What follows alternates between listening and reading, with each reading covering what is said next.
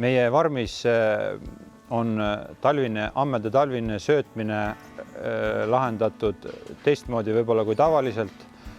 Meil on sellised kitsad söödalavad laiusega 2 meetrit.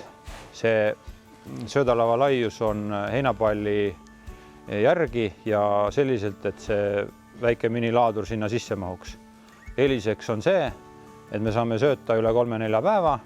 Me paneme söödalava täis, sinna mahub 9 palli ühesse vahesse ja eeliseks on siis see, et loomad söövad 2 poolt selle lava täiesti puhtaks, et ei pea raiskama aega ega tööjõudu selleks, et seda sööta ette lükata.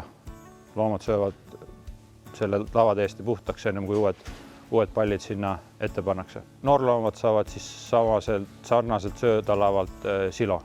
Kui me alustasime, siis kohe esimeses söödamaja tegime lihtsalt vahenditega vanade elektripostide peale, puittoone, madal, aga sama põhimõttega, et selle kitsa lavaga, kuhu siis see minitraktor mahub ja see süsteem ennast õigustas hästi ja nüüd uue lauda puhul rakendasime samu põhimõtteid lihtsalt suuremas mahus.